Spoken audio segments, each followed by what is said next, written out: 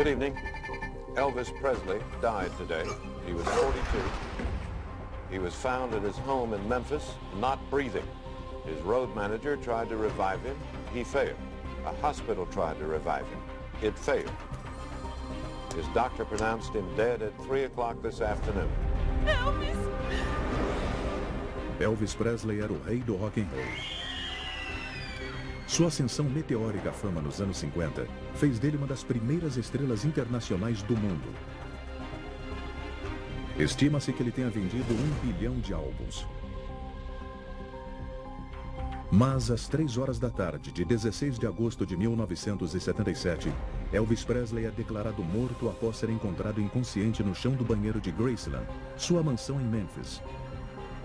Ele tem apenas 42 anos. A morte repentina e inexplicada de um dos homens mais famosos do planeta logo gera especulações e ainda é envolta em mistério.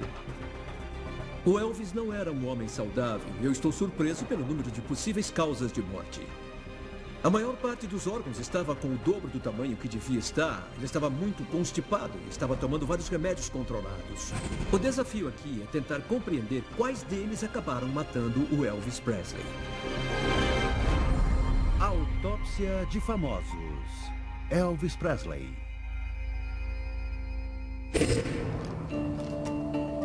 O renomado patologista forense Richard Shepard realiza autópsias de grande repercussão há mais de 25 anos. Ele foi o especialista que trabalhou nas mortes da princesa Diana, das vítimas dos ataques de 11 de setembro e na investigação do Domingo Sangrento. Esses são os documentos médicos que relatam a autópsia do Elvis e que, junto com outras informações que eu consegui, fornecem várias pistas de como Elvis levava a sua vida. E também revelam o motivo de sua morte precoce. Poucas horas depois de Elvis ter sido declarado morto, uma necropsia foi realizada em seu corpo. Mas, como a mídia de todo o mundo aguardava uma resposta, o resultado foi anunciado antes que o exame fosse concluído. Basically, it is a natural death and due to the cardiac arrhythmia, which is an irregular beating of the heart. Quase todo mundo morre como resultado de uma arritmia cardíaca que precede a parada final do coração. A questão é, o que causa essa arritmia? Quase 40 anos depois, mitos e lendas ainda cercam a morte de Elvis Presley. Mas o que realmente aconteceu durante as horas finais de sua vida? 4 da tarde, 15 de agosto de 1977, Graceland, na cidade de Memphis. Elvis acorda ao lado de sua noiva, Ginger Alden, de 21 anos e vencedora de concursos de beleza em Memphis. Ele agora entra nas últimas 24 horas de sua vida. Começar o dia no meio da tarde é típico do estilo desordenado de Elvis. No dia seguinte, ele começará uma turnê cansativa de 12 dias. As vendas de seus álbuns estão diminuindo e, apesar de ganhar milhões, Elvis enfrenta problemas financeiros. 50% de seus ganhos ficam com seu empresário, o coronel Tom Parker. As turnês são a única maneira de Elvis pagar suas dívidas. Para alguém que precisava estar fisicamente bem para as apresentações que fazia no palco, ele não estava com a melhor das formas. Apesar de não ter registro do peso na autópsia, estimavam que ele pesava cerca de 100 quilos, ou um pouco menos que isso. E com 1,80 m, ele tinha um IMC de 31 e estava na categoria obeso. Outro detalhe mostrado na autópsia é que ele tinha o colesterol alto, o que é associado à obesidade. Nos últimos anos, Elvis tem brigado com a balança. Quando ele começou a engordar, eu fiquei muito preocupado com ele. O Elvis não era do tipo que conhecia a gastronomia. Ele gostava de comidas suíças comuns. Elvis adorava alimentos com muita gordura, alto colesterol e poucas fibras. Ele supostamente comia de tudo, de frango frito e cheeseburger a sanduíches gigantes com geleia, bacon e creme de amendoim. Ele tinha funcionários para fazer comida para ele 24 horas por dia e podia se esbaldar com comida sempre que quisesse. Elvis Aaron Presley nasceu no sul dos Estados Unidos em 1935. Seus pais o criaram com comida sulista caseira e com a música gospel tradicional que ele cresceu amando. Quando eu conheci ele, a gente tinha 12 anos e foi na aula de música do 2º grau. Eu não sabia o que era, mas eu pensava, esse cara é meio diferente. Em 1954, o rock and roll nasceu quando Elvis Presley, com 19 anos, surpreendeu o mundo com seu primeiro sucesso, That's Alright Mama. A música nunca mais seria a mesma. A personalidade do Elvis mudou quando ele pisou naquele palco. Ele virou um cara diferente e ele me chocou um pouco, porque eu não sabia que ele tinha tanto ritmo. Elvis conseguiu emplacar 18 singles no primeiro lugar e vendeu estimados 1 bilhão de álbuns. Se o Elvis cantasse no palco na sua frente, você ia pensar que ele estava cantando só para você. Isso é um dom. Ele era um homem lindo. Eu nunca vi uma foto que fizesse jus à aparência que ele tinha. Mas quando entrou na casa dos 40 anos, Elvis mostrava sinais claros de declínio físico e mental. As imagens icônicas do Elvis sempre mostraram os seus cabelos pretos. Mas a autópsia revela que o cabelo dele foi tingido. Quando eu examinei o couro cabeludo do Elvis, o primeiro meio centímetro dos fios estava branco. O chefe de investigação médica, Dan Warlick, desempenhou um papel vital na autópsia de Elvis Presley. Além de ser uma das primeiras pessoas a chegar ao local da morte, ele ajudou o patologista a examinar e dissecar o corpo do cantor. O cabelo dele estava sendo pintado de preto, ou do que eu chamo de preto Elvis agora. Mas se ele deixasse o cabelo crescer sem pintar, seria todo branco. Branco como a neve. Thank you, dear. Love you too. Thank you. Aos 42 anos era de se esperar que o Elvis fosse meio grisalho. Mas o fato do cabelo ser todo branco é bem impressionante. Existem 2 motivos possíveis para isso. Primeiro, ele podia ter uma predisposição genética para o branco precoce. E segundo, o estresse. É provável que seja uma combinação dos 2. Memphis, cerca de 8 da noite, 15 de agosto de 1977. Os amigos e funcionários de Elvis, conhecido como a Máfia de Memphis, se reúnem em sua casa, Graceland. Na noite seguinte, eles cairão na estrada para a turnê, mas Elvis não subirá ao palco. Elvis tem também a companhia de sua filha de 9 anos, Lisa Marie, de seu casamento com Priscilla Presley, e de seu pai, Vernon. Eu me lembro do comentário. Está vendo tudo isso e o que eu tenho que fazer? Eu preciso cuidar de tudo para todo mundo continuar fazendo o que faz. Ele tinha grandes responsabilidades. Elvis sustentava muitos de seus parentes e amigos, e alguns deles moravam com ele em Graceland. Além disso, ele ainda mantinha 5 empregadas, um médico, enfermeiras, cozinheiras, seguranças, cabeleireiros pessoais e um piloto. A conta bancária do Elvis, quando ele morreu, tinha um pouco mais de $1 milhão. As pessoas diziam, nossa, ele só tem $1 milhão. Para onde foi todo o resto? Ele dava Cadillacs de presente. Ele me deu 2 Cadillacs e me pagou 2 cirurgias. Ele gostava de presentear, era generoso até demais. E se soubesse que você precisava de alguma coisa, mas tinha medo de pedir, ele se oferecia para te dar. Ele realmente gostava de dar presentes e ver a reação das pessoas. E em se tratando de dinheiro, ele tinha muita gente trabalhando na turnê com ele. Ele era o único responsável por levar o dinheiro. Esta carga financeira pesava bastante para Elvis. E para manter Graceland e seu séquito, ele precisava continuar trabalhando. Olhando os relatórios, eu não tenho muita certeza de que o Elvis estava em forma para voltar para a estrada. O exame dos órgãos, em especial, mostra descobertas interessantes. O fígado do Elvis tinha muita gordura, o que pode ser chamado de degeneração gordurosa. Um fígado com muita gordura quer dizer que ele não funciona corretamente. A gordura que devia ser processada pelo fígado está ficando presa nas células. O fígado dele estava muito grande, mas não parecia ter uma doença.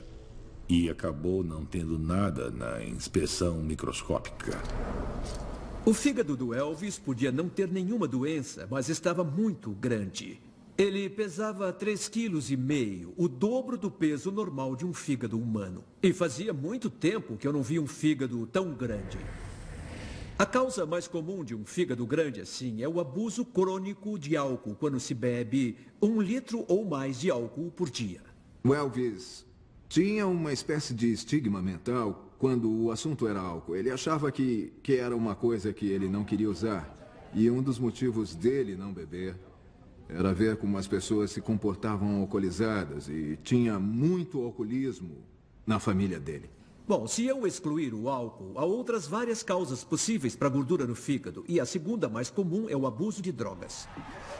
Ele não usava cocaína, não usava maconha, ele não usava drogas pesadas, mas ele era viciado em remédios controlados. Bom, eu acho que tinha uma suspeita de que o Elvis estava envolvido com drogas.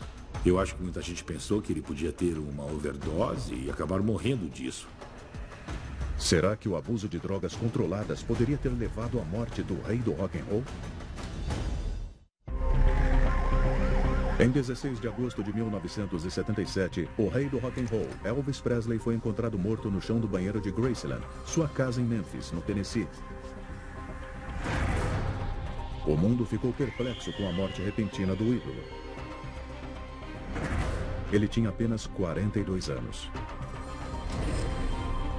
Agora, o patologista forense Richard Shepard investiga a autópsia de Elvis Presley, desvendando como foram as últimas horas de sua vida para revelar o real motivo de sua morte misteriosa. Com base nos documentos médicos, fica claro que o Elvis não era saudável, mas eu não vejo nenhuma causa imediata para sua morte. Ele estava obeso, provavelmente como resultado de uma dieta pobre. E também estava com o fígado muito grande, o que pode ser por causa da alimentação ruim. Mas essa alteração hepática também pode ter sido causada por abuso de drogas. 10h30 da noite, 15 de agosto de 1977. Elvis está com uma dor de dente extrema e, apesar de ser tarde, ele decide consultar um dentista. Ser Elvis Presley significa que todos estão à sua disposição 24 horas por dia. O Elvis tinha um estilo de vida incomum. Ele ficava acordado a noite toda e dormia o dia todo.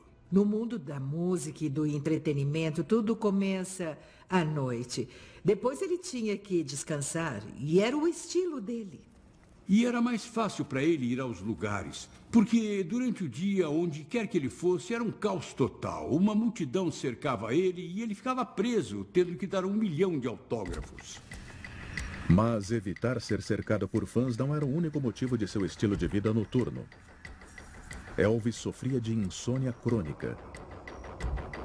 Eu tenho aqui o exame toxicológico indicando que acharam impressionantes 9 drogas controladas no corpo do Elvis quando ele morreu. E 4 delas eram muito usadas para tratar a insônia. Não era incomum, nos anos 70, que as pessoas tomassem um remédio para dormir à noite. Mas tomar 4 deles era incomum. O problema é que todos eles são altamente viciantes. O Elvis achava que, como era um remédio prescrito, não fazia mal a ninguém. E ele tinha dificuldade para dormir, então tomava esses remédios.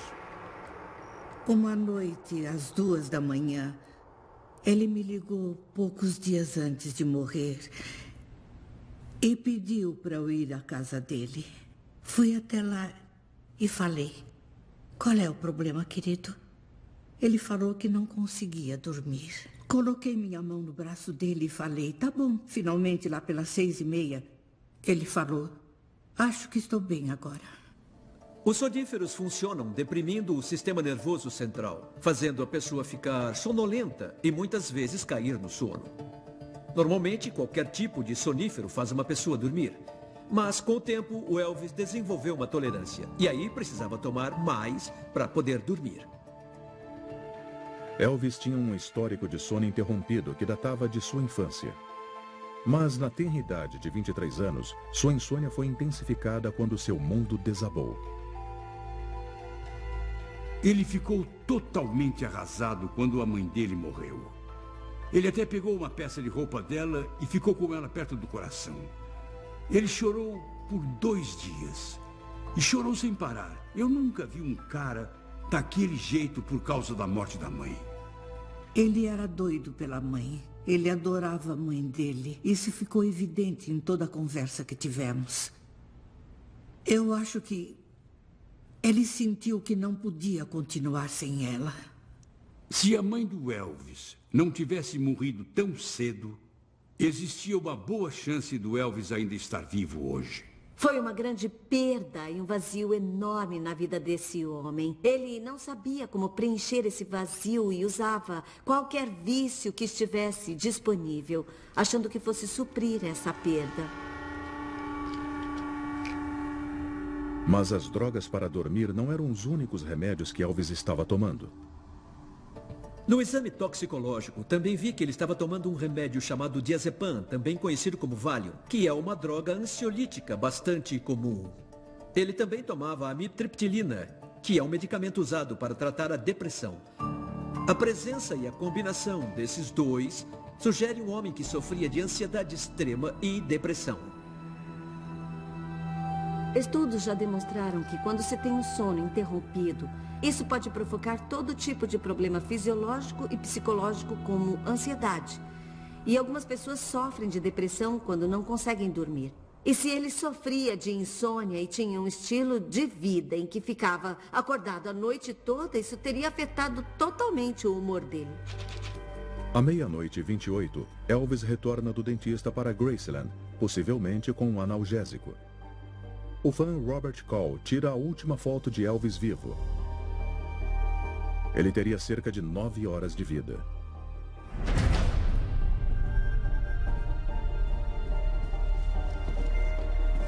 Quando eu vi o exame toxicológico, percebi que o Elvis tinha o analgésico codeína na corrente sanguínea. Normalmente eu não ficaria preocupado, mas ela estava presente em níveis perigosamente altos. E a presença dessa droga numa quantidade tão alta indica que ele devia estar sentindo uma dor considerável. Quando algo tem tudo para dar errado e você decide pagar para ver... Mas a dor de dente não era o único incômodo a afetar Elvis Presley. Ele estava escondendo um segredo excruciante por trás de seus lendários óculos escuros. Analisando os relatórios médicos, eu percebi que o Elvis estava sofrendo de uma doença ocular agonizante conhecida como glaucoma. O glaucoma ocorre quando existe algum tipo de obstrução no sistema de drenagem dos olhos, o que aumenta a pressão intraocular e pode causar muita dor. Essa dor nos olhos e a dor de dente podem ser o motivo para ele ter tomado tanta codeína. Então ele era um homem que tomava vários medicamentos, de remédios para dormir a analgésicos, todos eles com efeito sedativo e todos eles depressores do sistema nervoso central. Eu até me pergunto como é que ele conseguia sair da cama. 2h15 da manhã. Elvis liga para seu médico pessoal, George Nikolopoulos, conhecido como Dr. Nick. Sabe que eu tô com muita dor de dente. Murmurando e um tanto confuso, ele consegue pedir mais remédios ao Dr. Nick, incluindo analgésicos. O médico, leal, prontamente arranja uma prescrição. Eu tenho uma cópia da prescrição que foi feita pelo Dr. Nick para o Elvis na noite anterior à morte. É uma mistura estranha de medicamentos, mas o mais interessante é que 2 deles são anfetaminas.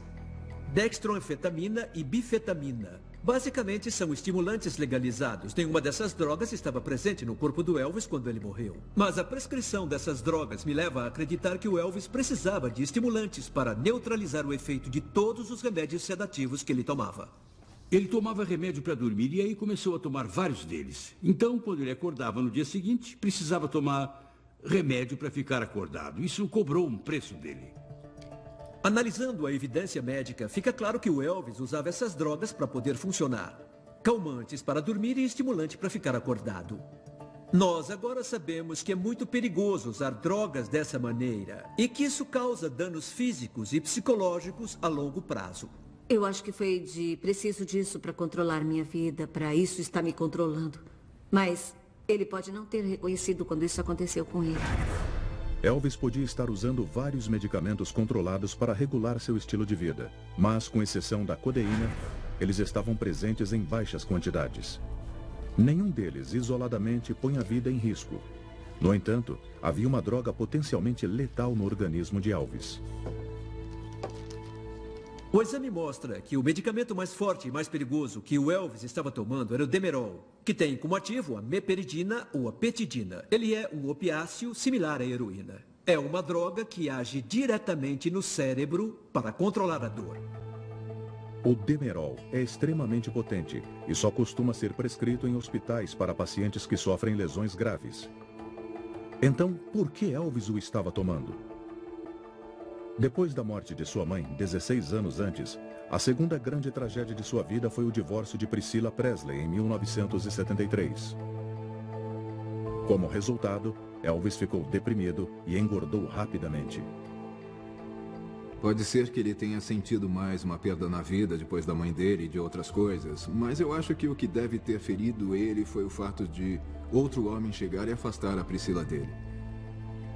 Foi uma coisa de orgulho masculino, de ego ferido, e as pessoas olhavam e falavam, nossa, o Elvis perdeu a esposa. Mas acredita-se que o divórcio tenha ligação com o vício de Elvis no potente sedativo Demerol.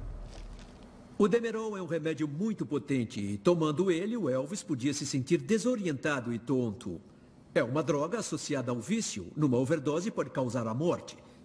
Mas essa droga não estava presente no sangue dele, só estava no fígado e nos rins. Então, ele não tomou nas últimas 24 horas de vida. Por isso, o Demerol não teve um papel direto na morte do Elvis. 3 horas da manhã. Elvis liga para seu meio-irmão Rick Stanley, pedindo que ele pegue a prescrição médica. Elvis escondia outro segredo. Ele obtinha medicamentos controlados de várias fontes. O Dr. Nick era um bom médico, mas tinha 2 médicos ruins que mandavam remédios para Graceland e os funcionários de lá davam para o Elvis. O Dr. Nick descobriu isso. Então ele ligava para a gente e a gente ia lá à tarde da noite, tirava o medicamento das cápsulas e colocava açúcar no lugar. Mas o Elvis percebeu, porque o remédio não estava fazendo efeito. Se o Elvis não conseguia o que queria com o Dr. Nick, ele pedia para outro médico. Então o Dr. Nick falou, eu vou ficar por perto e tentar controlar isso. As pessoas achavam muito difícil falar não para o Elvis Presley. Ele controlava os médicos dele e dizia exatamente o que eles deviam receitar para ele. O foco exclusivo era conseguir o que eu preciso para ajudar a me manter. E um estado de negação de que ele estava abusando das drogas e que fazia de tudo para conseguir elas. Ele não ia bem num show porque não conseguia falar direito ou tinha problemas com os passos. Ele se esquecia das letras, mas até se saía bem, porque ria disso e o público pensava, tá bom, entendemos a piada, beleza. Mas não era uma piada, era ele que estava fora de forma nos últimos anos. 4 da manhã, 16 de agosto de 1977. Elvis tem somente horas de vida.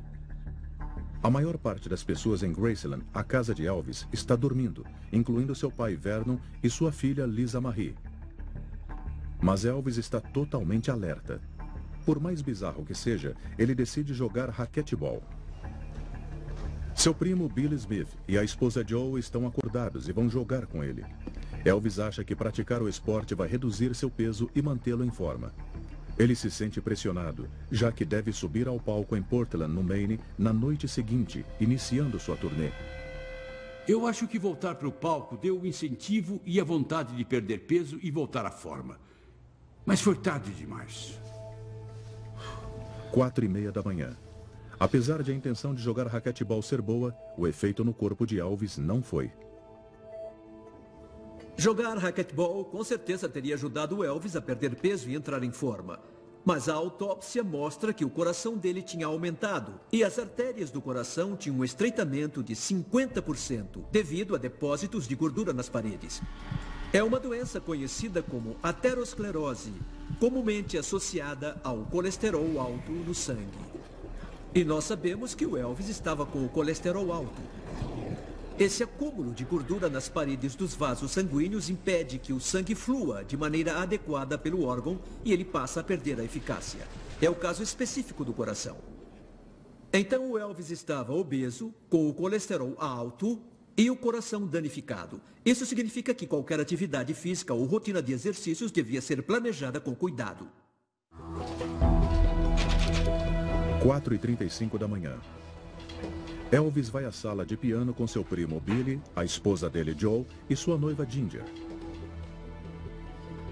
Como o astro de sempre, ele não resiste a entreter o grupo no piano.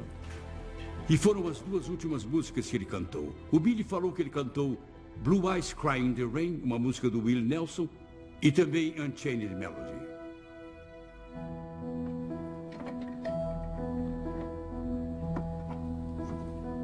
Por volta de 5 da manhã, Elvis vai para a cama. No caminho, ele encontra sua filha Lisa Marie, ainda acordada. Ele a coloca na cama, dando um beijo de boa noite.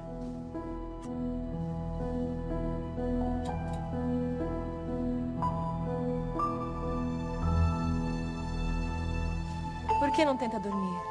Eu vou tentar. Em seu quarto, Elvis liga para Rick, exigindo mais remédios para dormir. Rick entrega a primeira leva e Elvis tenta adormecer. O único arrependimento que eu tive olhando para o tempo que passei com o Elvis foi o fato de não conseguir ajudar ele. Você tenta ajudar uma pessoa, ela recusa ajuda, você vai embora e a porta bate na sua cara. Bom, algumas pessoas falavam para ele, você não está bem, precisa cuidar da sua saúde, tire um tempo de folga.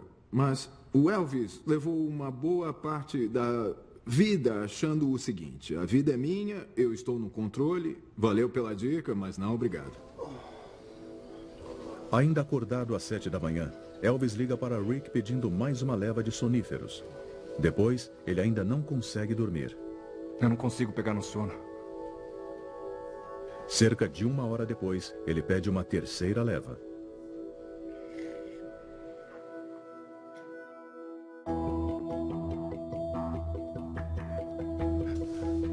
Apesar do grande número de pílulas que Elvis tomou, ele ainda não consegue dormir. E não é somente a insônia que o mantém acordado. A autópsia sugere que ele estava sofrendo de dor abdominal intensa. Às 9 da manhã, ele vai ao banheiro. Ginger volta a dormir sem saber que o rei do rock and roll pode estar a minutos de sua morte. Através das informações médicas, nós já sabemos que muitos dos órgãos internos do Elvis não estavam normais. Alguns estavam com o dobro do tamanho. E a mesma coisa aconteceu com o cólon, ou com o intestino grosso. Em um exame, o tamanho normal deve ser 7,5 centímetros.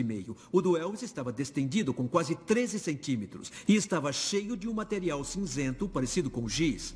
Ele provavelmente não defecava fazia vários dias. Isso pode ser muito desconfortável e até muito doloroso. E este problema potencialmente perigoso era conhecido. Parecia argila no intestino dele. Eu acho que ele não ia conseguir. Eu acho que seria necessária uma intervenção médica muito séria para limpar o órgão. O Dr. Nick tentou levar alguns médicos para Memphis para operar o Elvis e reduzir o cólon dele. E eles falaram, temos medo de operar o Elvis. O homem é um aço. Se acontecer alguma coisa, vamos ter problemas. Então, não operaram. Ele tentou resolver com remédios, mas não adiantava e foi ficando pior. Quando se toma um analgésico opiáceo, como a codeína, em algum antidepressivo, eles podem ter um efeito no sistema digestivo, fazendo ele ficar muito lento. Em outras palavras, o trânsito intestinal normal fica afetado. E o intestino fica inchado de tantas fezes, podendo se distender. Nós podemos ver que isso aconteceu com o Elvis, e ele com certeza tinha um caso extremo de constipação. 9h05 da manhã. Agora, Elvis deve estar sentindo um desconforto extremo e nenhum movimento em seu intestino. Ele estava lendo um livro, e não era o tipo de livro que alguém dorme enquanto lê. Ele falava sobre posições sexuais de acordo com os signos do zodíaco. Em algum momento, Elvis cai no chão.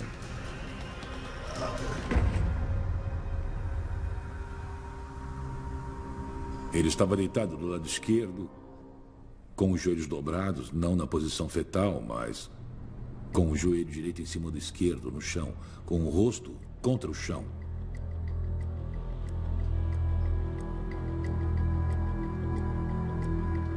Por volta de 2 horas da tarde, Ginger acorda e percebe que Elvis ainda não saiu do banheiro. Elvis? Elvis?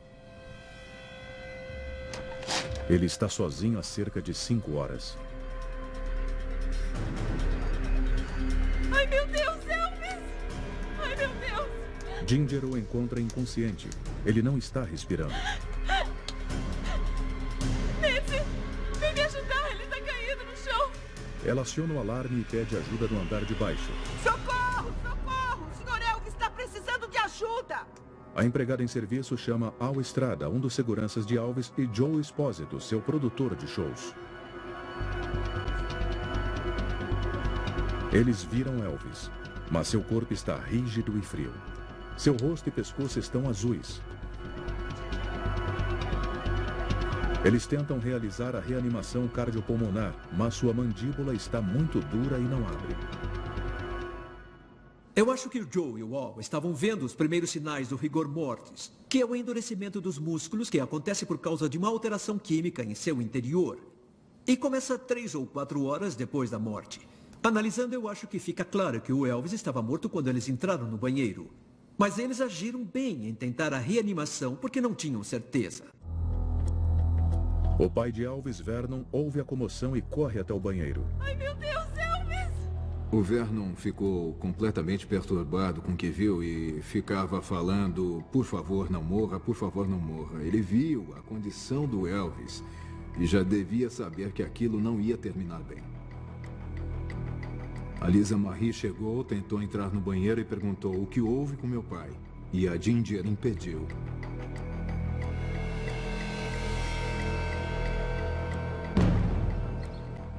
Às 2h33 da tarde, paramédicos chegam em Graceland. Ele não está respirando. Apesar de Elvis não ter pulso nem pressão sanguínea, os paramédicos tentam a reanimação cardiopulmonar. Ao não conseguirem, o levam às pressas para o Hospital Batista Memorial, em Memphis, onde continuam tentando reanimá-lo. Eu entrei no setor de emergência. Era tão evidente para mim que ele tinha morrido há muito tempo, mas estavam tentando reanimar. Eu falei, por favor, parem, não façam isso com ele. Como não perceberam que ele estava morto só olhando para ele? Por volta das 3 da tarde do dia 16 de agosto de 1977, Elvis Presley é declarado morto. O mundo lamenta a morte chocante do rei do rock and roll. Elvis Presley died today. He was 42. He was found at his home in Memphis, not breathing. Naquela hora eu senti como se alguém tivesse cravado uma faca no meu coração. Eu nunca senti nada igual na vida. Eu comecei a tremer e todo mundo começou a chorar. O Vernon Presley me deu um abraço e falou: George, nós o perdemos. Eu perdi meu filho e você, seu melhor amigo. Foi a coisa mais triste que eu já vi em toda a minha vida. Eu fiquei pasma. Fiquei totalmente pasma. Por que nós não vimos isso? Que ele estava tão doente. Quando você vê alguém com frequência, você não percebe. Ele era uma influência muito forte na minha vida. E eu sempre pensei nele como um ser supremo que sempre estaria com a gente. Foi um dia muito triste. A autópsia de Elvis Presley foi realizada no dia 16 de agosto de 1977, às 7 da noite. Mas antes de ser concluída, com a mídia do mundo todo aguardando notícias, uma declaração extraordinária foi divulgada. Tinha umas 1000 pessoas do lado de fora do hospital. Todos os meios de comunicação queriam saber o que tinha acontecido. Anunciaram que uma autópsia tinha sido feita, mas nós ainda estávamos nela. O Dr. Francisco apareceu e anunciou: determinamos que o Elvis Presley morreu devido a uma arritmia cardíaca repentina. Basically, it is a natural death and due to the cardiac arrhythmia, which is an irregular beating of the heart. Eu sei que isso surpreendeu os patologistas do Hospital Batista e que eles ficaram muito chateados com isso. É bem possível que o Elvis tenha sofrido uma arritmia cardíaca antes de morrer. Mas uma arritmia cardíaca não pode sozinha ser a causa de uma morte. E é impossível diagnosticar uma arritmia depois que alguém morreu e o coração parou de bater. Então, a principal pergunta aqui é: o que fez com que o coração do Elvis parasse de bater?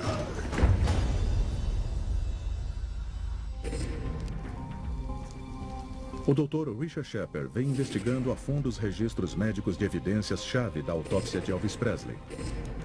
Até agora, eu estabeleci que o Elvis estava abusando de vários medicamentos controlados, incluindo antidepressivos, analgésicos fortes e sedativos. Ele sofria de insônia. Estava com o fígado inchado e tinha aterosclerose. Ele tinha dor de dentes e nos olhos e tinha uma prisão de ventre extrema. Mas eu ainda não consegui identificar exatamente o que causou a sua morte. Em casos de morte repentina que ocorrem no banheiro, uma das primeiras coisas que os patologistas investigam é a embolia pulmonar. A embolia pulmonar é causada por um coágulo de sangue que viaja das veias da perna e se aloja nas artérias de um pulmão, causando morte repentina. Nós sabemos que existe uma associação entre embolia pulmonar e a vítima ter vontade de ir ao banheiro. E o fato de o Elvis ter desmaiado depois de claramente ter ficado no vaso fez os patologistas sugerirem isso. Mas procuraram e não encontraram evidência de embolia pulmonar.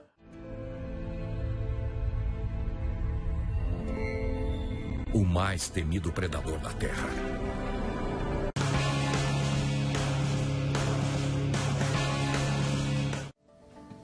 As evidências médicas e do local da morte podem se combinar para lançar luz sobre o que aconteceu nos últimos minutos e horas fatais quando Elvis estava sozinho no banheiro?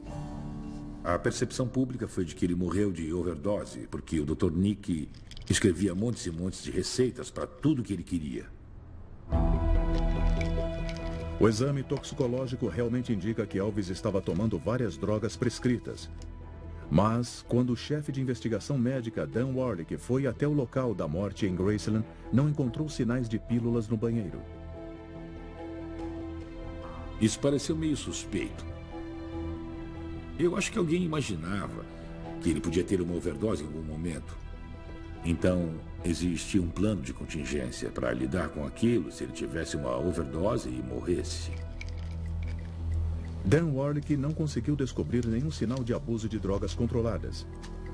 Mas foi capaz de fazer observações chocantes no local da morte, que ajudam a revelar por que e como Elvis morreu. Onde ele foi achado, eu consegui me deitar na mesma posição em que o corpo estava, com base na umidade do chão, onde a boca dele ficou e vazou alguns fluidos no piso.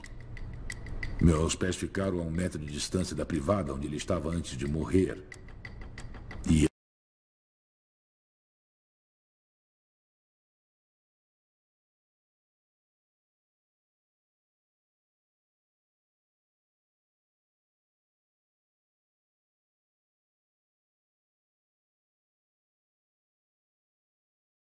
é muito importante. Quando uma pessoa morre de overdose, é comum que tenha uma hipoventilação que resulta em privação de oxigênio no cérebro. Então ela pode ficar inconsciente e, se estiver sentada no vaso, vai simplesmente cair no chão bem à sua frente. Mas o fato de ele ter levantado, ter derrubado alguns frascos da pia e soltado o livro, cambaleando antes de cair, sugere que ele pode ter ido procurar ajuda. Então ele teve consciência de alguma perturbação, dor ou anormalidade. E, na minha opinião, isso sugere que houve um problema cardíaco. O Dr. Shepard encontrou outras evidências para sustentar a teoria de que a morte de Elvis não foi diretamente ligada às drogas. O Elvis estava com o fígado extremamente grande. E isso pode ter sido causado pelas várias drogas controladas que ele estava usando. E pode ter ligação com a dieta pobre e com alto nível de colesterol. Mas existe outro motivo para o fígado inchar tanto. E seria a insuficiência cardíaca que causa um acúmulo de fluidos que acabam obstruindo o fígado. Elvis possuía um estreitamento grave das artérias que forneciam sangue ao coração. Elas estavam obstruídas por depósitos de gordura chamados ateroma. Mas tinha outro problema com o coração do Elvis, que também estava muito grande. Muito provavelmente devido a uma hipertensão de longo prazo que fez com que o músculo ficasse mais grosso para bombear o sangue com uma pressão mais alta pelo corpo. O coração do Elvis estava tão grande que pesava 520 gramas e o coração normal de um homem pesa 350. Isso indica que a situação era grave e que era provável que ele tivesse um problema cardíaco muito sério.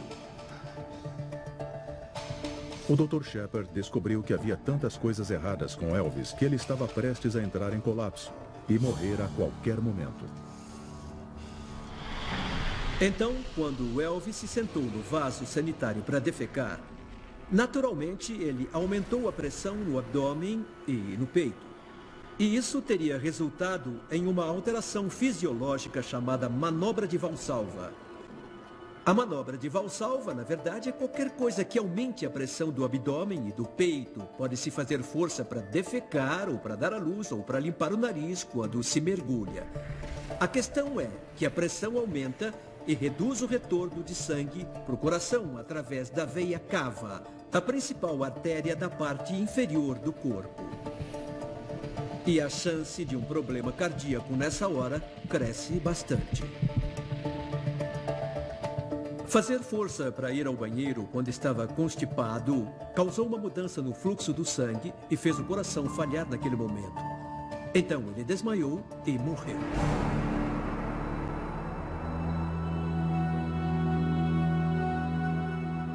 Ficou claro que era hora do Elvis ir embora. Foi uma cena bonita? Não.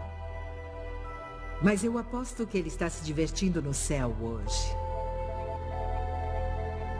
O Elvis Presley sempre vai ser lembrado como o maior artista que já viveu. Ele vendeu 1 bilhão de álbuns. Ninguém na história da indústria da música vendeu 1 bilhão de álbuns. Ele me perguntou uma noite, você acha que as pessoas vão se lembrar de mim? É claro, querido, vão se lembrar de você. E eu acho que ele sempre vai ser lembrado com amor e entrega. Porque ele se entregou até não conseguir mais. Versão brasileira, Vox Mundi.